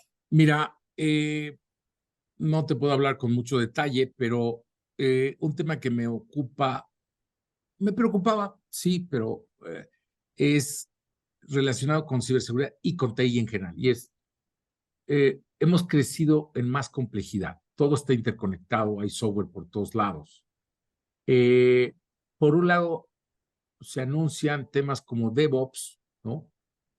En donde teóricamente la gente de desarrollo y operaciones trabajan en conjunto usando métodos ágiles para liberar aplicaciones que sean no solamente más rápidas, que no necesiten ventanas de mantenimiento, sino que estén haciendo implementación y liberaciones continuas y sistemas o software que sea más escalable, mejor, que cubra mejor las necesidades del usuario y que sea más confiable y seguro. Ok, Esa es la promesa de DevOps. ok. Mi opinión es que en pocos lados ha sucedido así. Entonces, lo que está viendo es un montón de sistemas, más silos que antes. Eso es terrible. La gente no tiene el mapa de lo que está pasando. Cuando tú llegas con un banco, con un usuario grande, listo, ok. ¿Y por qué llegamos ahí? Pues porque nos dicen, oye, tu firewall o tu tal caja o tu agente que está, no está jalando. A ver, bueno, entrégame el diagrama de cómo. No, no, pues te lo dibujo. No, no, pero tu diagrama, con Ujú, sí, sí, direcciones, sí. con dónde están los servidores, las Los aplicaciones. dominios, relaciones Dime de exactamente. confianza, todo eso. Pero además explícame las aplicaciones, porque hoy los firewalls te pueden o tienen mucho más granularidad que antes y pueden bloquearte aplicación. O un balanceador, es muy común que los balanceadores nos los dejen a nuestro cargo, pero hay veces que el cliente los tiene. Entonces digo que para configurar mejor, para hacer troubleshooting, necesito que me des toda esta información. No, pues no la tengo. Y así están operando. Entonces, ¿qué hacer? ¿No? Hay un concepto que la gente no, algunos lo conocen, pero nadie está, o casi nadie está activamente trabajando en ello. Y se llama deuda tecnológica. A Tú ver, dime más. haces un sistema, ¿ok? Y está haciendo pruebas y tiene ciertos bugs, pero no son tan grandes. Ujú, Ya libéralo, güey. Lo corregimos para la próxima versión, ¿ok? ujú. Eh, el que recibe o el que está implementando un nuevo servidor, oye, pues documenta la bitácora o el cómo quedó configurado. Sí, sí, pero ya ahorita le surgía y tengo que levantar el otro, después lo documento, ¿no? O documento la aplicación, o sea, otra área. Cuando dejas de hacer algo que tenías que hacer por ignorancia o por la carrera eh, o porque dices, nada, qué flojera, estás tomando un crédito del banco. Entonces es una deuda. Claro, claro, Pero claro. no es en el banco, es una deuda con la infraestructura, en lo que quieras. O sea, estás configurando un Windows. Hoy se están yendo sobre los Active Directories, los ataques, pero no Ujú. nomás en ciberseguridad. Y entonces, pues resulta que está súper mal configurada las relaciones de confianza, le movieron al registry, no tienes manera, ¿no? No tienes un control de activos informáticos, o sea, sí te pega en seguridad, pero te pega en todo, te pega Te en pega la en todo. confiabilidad. Entonces, En la ahí, operación. ahí están surgiendo nuevas herramientas, sí, pero hay un concepto que está al fondo, tienes que reducir la deuda tecnológica. Con Cuando, eso, cuando con eso quiero pensar que la urgencia de ir a un go-to-market para una solución, ya sea que la estés desarrollando o que la estás implementando, que la estás adaptando y luego, primero adoptando y luego adaptar y todo esto por parte de los mandos de las empresas, tanta es la presión de que esto esté listo mañana y tanta es la generosidad o la falta de carácter de los departamentos de sistemas que ahí se genera un gap y ese que llama la deuda, ¿es correcto? eh, ese es uno de los triggers, de los disparadores, Ok, el que el negocio te exija que ya lo libere. Ujú. ¿Ok? Pero el que la gente no tenga estándares, el que Claro, compres de chile y de dulce, sí, el sí, que claro. compres la marca más barata de PCs de servidores, ¿no? El que tus imágenes de las PCs estén desestandarizadas, entonces tengas diferentes versiones, el que tengas cosas obsoletas, o sea, el que no Sistemas que no tengas se diagramas, comunican, sí, porque ¿no? no haces tu bus corporativo de datos, dejas hilos por todos lados y tu bus se hace más delgadito, delgadito, delgadito y no puede ser una verdadera integración. Así es. O sea, la deuda viene por un montón de lados, pero por muchos. Entonces, ese es un tema. Más aparte, por ejemplo, la nube. La nube está, primero, la nube ya viene en la curva de Gartner de la decepción, viene en un estilo de decepción para llegar después a una madurez. ¿Qué realmente le puedo pedir o no? Pero, por ejemplo, hay una nueva área que Gartner le llama FinOps, ¿no? Ujú. FinOps es Financial Operation, que es las áreas de sistemas, sobre todo en clientes grandes, se encuentran con una sorpresa en la facturación. De repente, la facturación de algún proveedor de nube llega por un dineral y es real, no te están engañando. Te demuestran que dejaste andando un script que era elástico, pero estaba con algún error, y entonces no desconfiguró o no Entonces vino el pico, lo usaste, se fue el pico, tú seguiste usando. Pero es que en general la nube no es tan mágica como alguien la pensó, como alguien se la imaginó. Entonces, hay que poner un montón de disciplina atrás de la nube, incluyendo disciplina y seguridad. Los Por mismos supuesto, proveedores le dicen seguridad compartida o perdón, responsabilidad ya compartida, compartido. Ujú. ¿no? Está bien, pero ese es uno de los elementos, eh, pero tienes que poder hacer la medición, el pronóstico y si algo está ya rebasando una cierta lana, dice, espérate, todos tienen que estar enterados y no a posteriori. Bueno, ese es un elemento y ¿qué hay atrás de todo esto? Alta complejidad, áreas y sistemas que aunque han mejorado, siguen teniendo caídas, siguen teniendo eh, software que llega tarde o que no es confiable, deuda tecnológica que tarde o temprano te la cobran. Entonces, en eso estoy. Qué bueno, qué interesante. Oye, y comparando todo el aprendizaje empresarial, porque es algo que me gusta mucho. El técnico, bueno, pues ese lo manejas bien y todo esto, y tú aprendes en libros y todo, pero lo empresarial, todo esto, pues por más que le leas y todo, tienes que vivirlo, porque dicen que no hay clases de natación en la arena, ni clases de natación en tu campo, no, no. La clase de natación es en Hay la que alberca, echarse a la ¿sabes? alberca, Hay ¿no? que echarse y tragar agua y todo Claro. eso. ¿Qué hubieras hecho diferente? No, muchas cosas, muchas cosas. Eh, para empezar, eh, hacerle más caso a los estados financieros, desde el día número uno. Ok. ¿Ok? Eh, cuando Jorge Varela entró conmigo, esa es una de las cosas que él hizo. Eh, me dijo alguna vez, oye, espérame, no te enojes, déjame cuidar mi dinero y déjame cuidar el tuyo.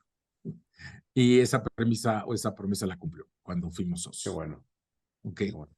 Pero las finanzas, o sea, muchos negocios cierran por falta de flujo, ni siquiera por falta de rentabilidad, por falta de flujo, Claro, ¿no? porque Entonces, el dinero es el oxígeno para un negocio. claro. Entonces, no saber cobrar, no hacerle caso a cómo está tu estado de flujo o hacerle muy poquito caso, ¿no? Y luego, primo de eso hay ciertas cosas que requieren más disciplina. Eso me costó trabajo, entender que es parte del todo tener cierta disciplina, no más en lo financiero.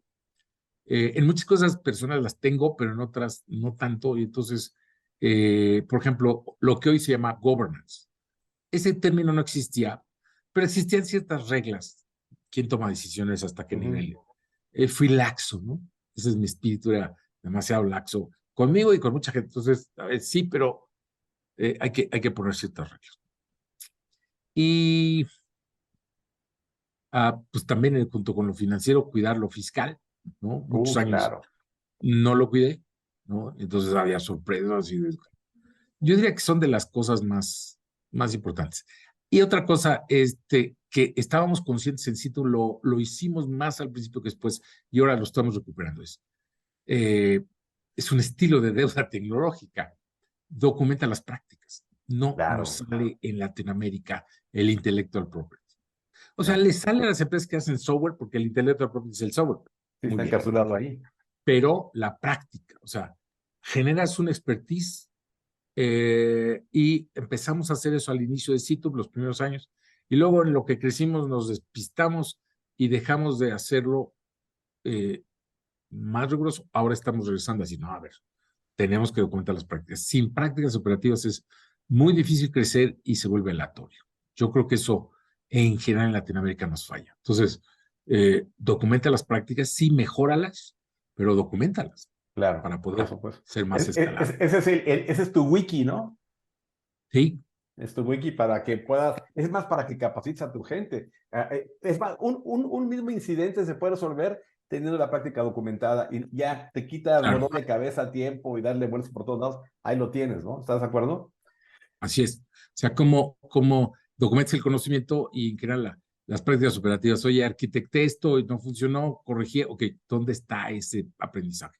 Es correcto. Documenta, Las documenta. lecciones Entonces, aprendidas. por eso te digo, es un estilo de deuda tecnológica que estamos reduciendo ahora. Estamos trabajarle más en conformar las prácticas operativas para poder crecer más rápidamente, ¿no? Ok, ya Y más sobre. para enfilarnos al final, y que de verdad que apreciamos mucho, y a nombre de Marco lo reitero, el tiempo que nos No, congratulas, si se te tranquilo. cuando las nuevas generaciones lean los conceptos que vienen aquí, si pudieses dejarles alguna enseñanza, ¿qué crees que debería de ser? Mira, alguna vez tomé una conferencia en Estados Unidos que se llama No hay atajos para la cima, ¿no? Wow. Era una conferencia muy, muy, muy interesante en donde un, eh, ¿cómo se llama? Escalador Ujú. profesional que había llegado al Everest sacaba sus aprendizajes, ¿no? Parecido a la experiencia de Carlos Carzolio aquí en Así México. es. Era otra persona y se llamaba No hay atajos para la cima. Y ese es un tema. O sea, incluso chavos que lanzan sus startups, pues quieren ser Zuckerberg en 2 años. Entonces, es, es buena la ambición respecto a quiero mejorar, quiero hacer un unicornio, está bien. Pero creo que el driver tiene que ser ver por lo menos a mediano plazo, si no es que a largo plazo. No, no hay atajos para la cima, ese sería uno. Y por otro lado, eh, en cualquier nivel no necesitan ser emprendedores, pero eh, tienen que ponerle pasión a lo que hacen. Algo que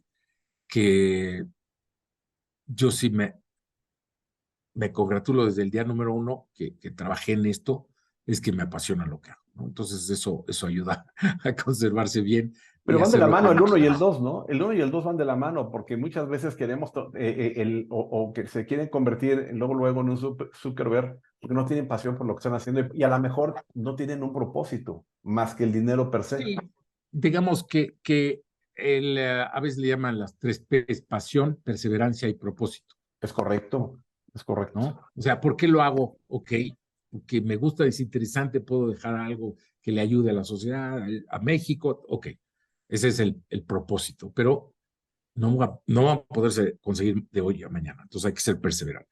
Pero si es perseverante, sin propósito o sin pasión, te puedes encontrar que lograste el éxito, pero no tiene sentido para ti. Y hay Exacto, gente, y hay gente aparentemente exitosa que está muy mal, o sea, que por adentro se sienten huecos. es Me ha correcto. tocado ver alguna que otra persona que económicamente le está yendo súper bien y dice, sí, pero esto no tiene sentido para mí, ¿no? Sí, muy Entonces, cierto. pero sí, deberían ir de la mano, ¿no? Pero yo he Ujú. visto chavos apasionados, pero les falta perseverancia, ¿no? Entonces, este, esas cosas hay que considerarlas, seas o no emprendedor, ¿no? Por supuesto, Ya la pasión. por supuesto. Esas serían Pues mis puntos. muy bien, pues ya para terminar rápidamente, ¿algún libro que te haya apasionado, que digas, "Hijo, este libro siempre me gusta tenerlo cerca porque me ha cambiado, me ha ayudado, marcó mi vida, o es muy bueno, muy divertido, que puedas recomendar, ¿cuál sería? A ver, es que ahora sí que espero no contestar como Enrique Peña, ¿no? La Biblia y uno Sí, otro, otro que no pero, claro, interesante. no la leí toda, no la leí toda. Exacto. Mira, sí, de pronto hay libros que he leído, algunos de los que he leído últimamente me llamaron la atención. Voy a mencionar 3 o 4 como muy distintos. Eh, por un lado, el segundo de a bordo de Microsoft, Brad Smith, Oh, es buenísimo. Ese es el buenísimo. Tools and Weapons, Tú, ¿no? ajá. Ese es Eh, buenísimo.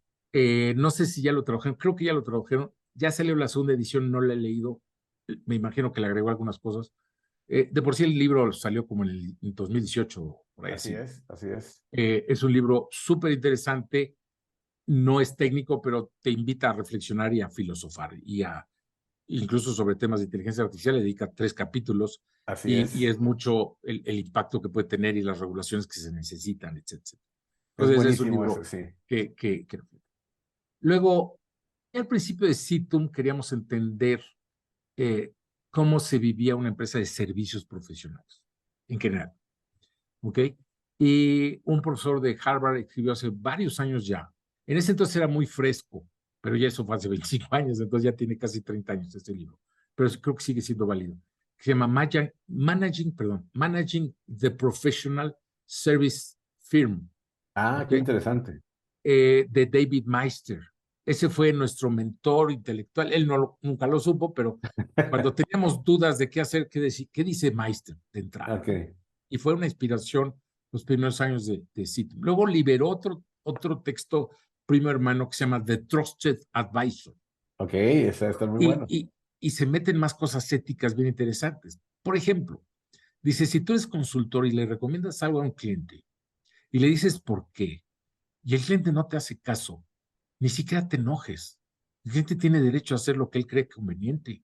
Tú no puedes ser tan soberbio de suponer que tu opinión la tiene que seguir. Tú tienes que decirlo con buena intención, justificarlo, pero el cliente tiene el derecho de hacer lo que él vea y a lo mejor su visión es más correcta que la tuya. Entonces, sé humilde y ni te enojes, ¿no? Entonces, esa es una de las cosas que me acuerdo de ese libro. Y uh, más recientemente, bueno, me ha tocado leer muchos libros de neurociencias Qué y interesante. en neurociencias, si quieren, y las he empezado a aplicar a la empresa. En neurociencias hay un tratado excepcional, está gordito, pero se lee, y en inglés se llama Behave, lo Ujú. tradujeron correctamente como Compórtate, Compórtate. de Robert Sapolsky. Incluso en un documental que hablan de Bill Gates, que es medio autobiográfica, se le ve a Bill Gates varias veces con el libro. Oh, mira. Entonces se ve que también lo estaba leyendo. Yo Ok. lo acababa de comprar cuando me dije, mira, okay, no es mi fan, nunca he sido ni fan ni de Bill Gates ni de Steve Jobs, pero siento que Bill Gates lo cambió su esposa. Esa es mi percepción. Sí, claro que sí. Lo cambió hacia un buen ser humano. Sí, Tiendo a pensar que es un buen ser humano. No defiendo a nadie, no meto las manos. estoy de acuerdo. Y es un Cosa muy que buen lector, ¿eh? sí, es un Es un gran lector. lector. Yo muchos libros que he leído es por la lista que él saca de recomendaciones. Se avienta unos muy buenos libros. Sí. Pues ese sale en varias tomas porque es un libro choncho, ¿no? De alrededor de 1000 páginas, aunque 200 y pico son de notas. Entonces te las Sí, puedes saltar si quieres, son para tener más. Pero ese libro está genial, ¿no? Entonces son algunas recomendaciones que se le hacen. perfecto. ¿Cuál es la comida preferida de Ulises? Uno de los platillos que más me gustan son los nopalitos en cualquier forma. Qué rico, qué bien, qué bueno. Cosa no Oye, muy común en el norte del país, ¿no? cosa no muy común en el norte del país, pero tenemos la ventaja que estamos en el centro y lo disfrutamos de todas formas, ¿no? Sí. Oye, ¿algún personaje de la historia que tú digas, este es mi gallo? A ver, he tenido oportunidad de entender y de conocer la vida del Buda histórico, de Siddhartha Gautama, Ujú. eh, y pues para mí es admirable. Entendiendo que más bien fue un líder espiritual y que realmente el budismo no es una religión, Ok, más bien una formación espiritual y filosofía. de vida, ¿no? Para no hacer comparaciones, ¿no? Así es. Más recientemente, la vida de Gandhi, ciertamente lo que nos dejó como legado. Y fuera del último incidente, que no sé si no lo estamos entendiendo, el Dalai Lama siempre he sido un fan del Dalai, de todo lo que ha hecho, no más por el Tíbet, sino en algo que él le llama ética secular, o sea, una ética que todos deberíamos de practicar más allá de nuestra religión. Es una figura que admiro mucho. Perfecto. ¿Y de deporte y pasatiempo, qué es lo que te gusta hacer? Eh, Me gustan varias cosas de pasatiempo, pero no les dedico mucho tiempo. Me gusta dibujar, me gusta un poco la magia, de chavo aprendí, Ah, luego yo también de enseñando, chavo me gustaba la magia. ¿no? Aquí tengo toda una sección de trucos y de libros, pero poco tiempo le dedico a, empezaba a gustarle a mi hijo, entonces lo hicimos juntos algún tiempo, pero luego ya no. La carpintería, ¿no? Padrísimo. Y de deportes empecé a practicar el pádel, luego lo dejé un poquito, pero ya le empezaba a pegar. Y ahora estoy en clases de golf. Nunca practiqué golf en mi vida. Se me hacía de viejitos, ¿no? Pero realmente no es de viejitos, o sea, era No, un no, no. paradigma, es un prejuicio. Y Ajá. ahora que lo estoy practicando, no, pues sí tienes que meterle. Y hoy los golfistas tienen mejor condición que antes, es Oh, no, son impresionante. unos atletas. Cuando Unos quieras jugar, te atletas. invito aquí a mi club en Cuernavaca, en el club del centro de Cuernavaca, que es pues es de tu amigo el señor Slim, Sí, el de Nueve Hoyos, el de Nueve Hoyos. muy bonito lo tienen. Sí, difícil, es un campo difícil porque todos los greens son de volcán. Entonces, si no caes muy en el Fácil, centro del fácil que green, se te te vaya. vas. Y ahí es donde Y luego yo, para chipear está más se complicado. pone complicado. Pero el día que quieras, mi estimado Ulises, ahí te Órale, cómo no, invito. Y Guillermo. la última, ¿Ulises usa Mac o usa PC? Muy buena pregunta. Como Steve Jobs nunca fue santo de mi predilección, siempre traté en lo posible de alejarme de Apple. Termina siendo un tema cuasi religioso. Entonces, la otra vez en una junta de directores, casi todos los directores tenían Mac, ¿no? Ajá. Bueno, tienen Mac en sitio. Y dije, híjole, no, no me convence, ¿no? Eh, yo sigo siendo PC, pero tampoco defiendo las cosas como si fuera religión, ¿no? Uno de los directores dijo, no, yo ya me voy a regresar a PC, Ah, sí. ¿no? Pero en general la gente de Mac vive feliz en su mundo de Mac, Yo. Sí. ¿no? Hubo una época,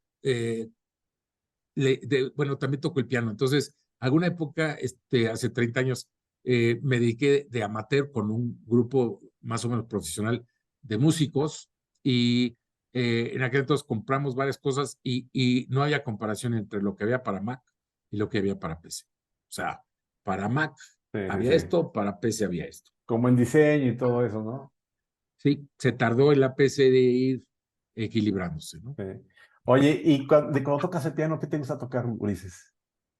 Mira, toco más algunas piezas clásicas no tan complicadas, Chopin, ¿no? Ok. Que es todo para piano hizo. Y alguna cosa media modernona que ahí me encuentro. Alguna vez pedí varios libros que trae incluido el CD para que es como la pista Ajá. de orquesta, Ok. pero me falta tiempo, ¿no? Ahí pedí Barry Manilow, pedí música de los 70s y 80s, pedí poco he sacado no, me falta tiempo, pero entonces tengo ahí una gama de piezas que son las, ¿no? Bésame mucho, Ok. eh, el día que me quieras, Qué bueno, qué padre, qué todo. ¿no? Me da mucho gusto, qué bueno. Oye, pero que quede la invitación, cuando tengas un tiempecito, háblame y te Órale. vienes a Cuernavaca. Fíjate que yo incluso, yo voy muy seguido, voy diario casi al club. Yo lo que acostumbro es jugar 9 hoyos a las 7 de la mañana, porque a las nueve de la mañana ya estás bañado, ya estás listo para salirte o determinar qué hacer. Como yo vivo solo, hay veces que me da lo mismo trabajar en el club que tiene, por ser de quien es, el internet funciona de maravilla, mejor que el de mi casa. Entonces, ahí le pego un buen Oye, rato. ¿Sí? ¿no? Alguna vez fui a dar un curso ahí por parte de Telmex, ¿no? Ajá, Y me acuerdo que, bueno, el servicio lo hacía Sambors, pero ahí sirven huevos con chanclis, con ajá. árabe, porque son de los favoritos del ingeniero. Así es. Sí, no, y tienen muy buena cocina, la verdad. Tienen unas tortas de jabalí, que ya están bastante buenas, unos tacos de cecina. No, la verdad, muy bien. Y entonces ahí voy prácticamente diario, porque te digo, muchas veces me quedo a trabajar ahí, y pues los 9 hoyos te los avientas en 1 hora 15, algo así. Y si no juego en la mañana, hay veces que como ahorita, si ahorita estuviera en el club, ahorita salgo y por lo menos, el último circuito, el que es el 7, 8 y 9, ese lo Ok. puedes dar 2 veces y te tardas 40 minutos. Y ya jugaste un ratito. Entonces me la paso muy bien. ¿Cómo andas de tu handicap y eso? Pues no, yo tiro 95. Oh, muy bien, abajo de 100 ya le Ya, juegas. 95, 96. Hay veces sí, de repente como que sale la bruja, son 105, 108. Pero bueno, Oye, hablando del golf, ya fuera de off the records, eh, apenas empecé ya formal como hace 7, 8 meses, ¿no? Ya con ujú, clases, ¿no? ujú. Regulares. Porque sin clases, pues vas muy lento, ¿no? Entonces, en eso Fortinet hizo un Un torneo. evento por segunda vez para los telcos y no sé qué, de golf ahí en el ejecutivo de Bosque Real, el de Ok. 9 hoyos. Sí, sí, sí. Entonces, les hablo a los organizadores, uno de ellos trabajó con nosotros y el otro es Eduardo Zamora. Y entonces le digo, oigan, ¿puedo llevar a mi profesor que se muere de ganas por ir? Sí, hombre, tráetelo, ¿no? Eh, y bueno, todos los drives fueron de este cuate, ¿no? Todos, todos. Y ya los approach y los pot, la mayoría de los pot me salieron muy bien ese día. Qué bueno. Total, terminamos, éramos 5 a gogo, o sea, equipos de 5 a gogo. Ajá. Ganaron Entonces, 12 bajo par, 12 bajo par. Es 12 que bajo, hiciste sin mano trampa, negra sin con el trampa. profesor. Pero todos los drives fueron de Paco, todos, ¿no? Pinche drive, no manches, o sea, bien dirigido, justo, ya algunos approach de él, otros del que salía mejor, y casi ningún pot de las entre los de Eduardo y los míos, casi todos los pots, pero hicimos chorro de verdis, cabrón, Wow.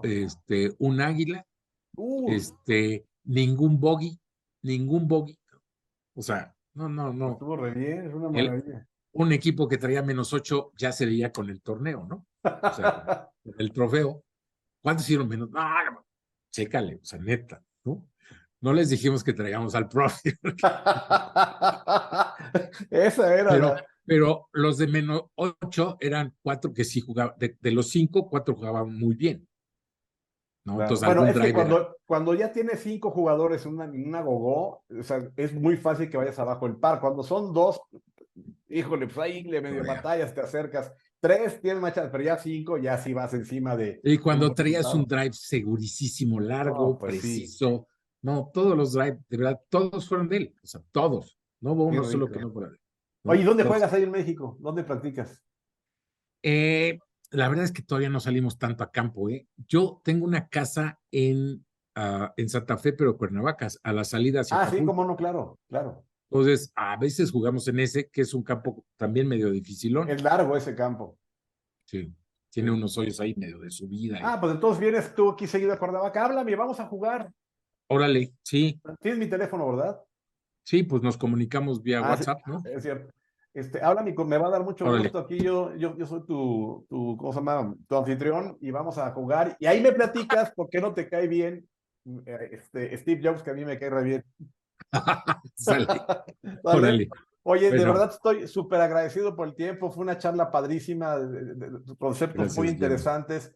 Marco va a estar igual de contento como estoy yo y te vamos a ir avisando cómo va el progreso de este proyecto que nos tiene Lo que les pueda ayudar apasionados. o conseguir a Toño Fager, a Enrique Calderón hace años que no lo veo, pero igual si ustedes me dicen, oye, vamos a tratar de localizar a alguno de los dinos, cuando yo empecé en este medio, a los de la generación de mi socio y mentor, yo les Ah, decía los dinos de la ok. informática, Enzo Molino y todos esos que eran, ¿no? Nos llevaban 15 años, 18 años, pero pues ahora nosotros somos los dinos. Ahora somos Oye, yo sí te tomo la palabra, cualquiera que puedas contactarme nos va a servir porque pues entre más entrevistas de esas tengamos, vamos a poder documentar muy bien los hitos. Órale.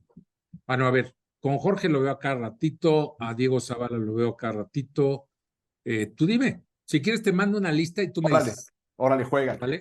Así lo hacemos, Órale, entonces, sí, sí. entonces, Y así le vamos haciendo. Muy, muy agradecido, mi estimado Ulises. Fue una hombre, gran charla contrario, contigo. Que estés muy bien. gracias. Cuídate. Hasta luego, Guillermo. Ay, Hasta mano. luego.